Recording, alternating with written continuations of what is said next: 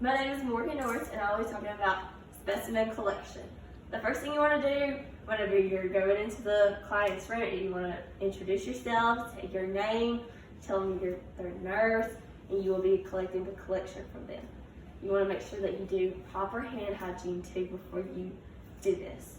Before you do any type of collection, you want to make sure you check the labels, you want to make sure you've done the lab recs already, and you want to make sure that you are providing privacy for the patient. After you get the labs done, you want to make sure that on the label, that their name and their date of birth is on there, the date and time that the specimen was taken from them, and what type of specimen collection it is. And if you have to, if it's ordered, you put it in a biohazard bag and you have to take it to the lab immediately. The first culture I'm going to be talking about is wound culture, aerobic and anaerobic. Aerobic is outside of the womb. You're going to take a cotton swab and you're going to rotate it into the drainage, and then you're going to take it and put it in the tube and crush the medium into the liquid and put it in the liquid. Anaerobic is inside deep into the womb, and you're going to want to make sure you get into the body cavity wherever the wound may be, but you want to make sure you get deep in there to make sure you get the right kind of wound culture. And again, you will push it into the liquid. Sputum culture, you want to make sure that the patient is taking deep 3 to 4 breaths, making sure they take full exhalation, and then you're going to want them to take another deep breath and force out a cough. And then whenever they cough, you want to have a cup for them to cough into. And you aren't going to have to do this process over until you get 5 to 10 milliliters of sputum. And then again, you'll put the top on it and then you'll send it to the lab. Throat culture is used mostly for strep tests. Again, you're going to want to have the patient sitting down in a chair. You're going to want them to hyperextend their neck to look up at the ceiling so you can get to the throat really good. Make sure you do not touch the teeth, the gums, the tongue, anything inside the mouth. You want them to open up their mouth and you want them to say ah and stick out their tongue. And then whenever you're going in, make sure you don't touch anything except the tonsil area. And then you rotate it, and then whenever you pull it out, make sure you don't touch anything again to contaminate it. Then you'll put it in the tube and you'll send it off to the lab to be tested. Hemocult is to obtain uncontaminated stool to test for blood in the stool.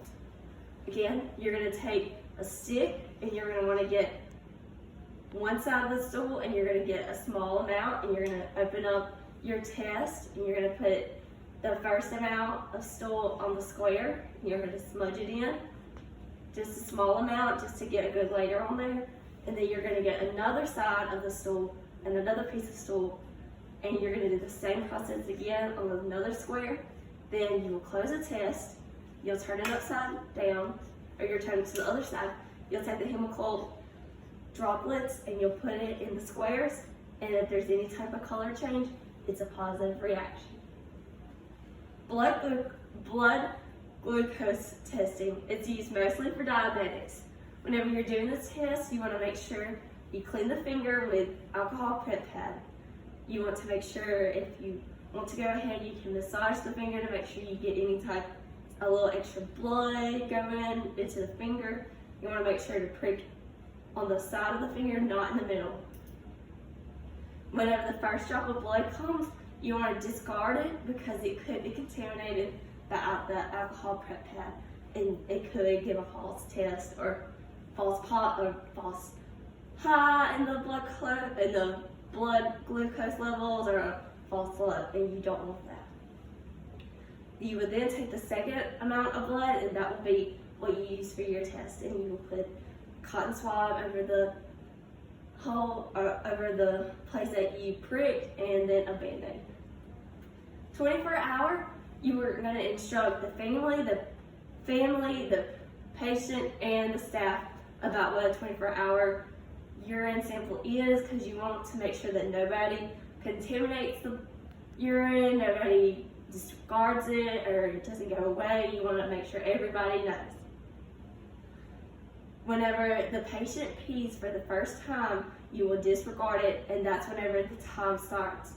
If for some reason the patient forgets to tell you that they have urinated, or they forget to put the urine in a container, they flush it down the toilet, your time will have to start over. Clean catch sample is a midstream sample. This is where you will tell the patient to make sure that they do perineal care, that it is all clean before they do the test. They will start to urinate, and then as soon as they have urinated a bit, you will put the cup underneath. Make sure you get 90 to 120 milliliters. Before they stop, make sure you take the cup out and you put the top on it, and you wipe any excess urine that would be on the container. Again, whenever all of these samples are over with, you will put them a name, date of birth, date and time of the sample, and what type of sample, and you will send it off to the lab immediately after it's done. Thank you.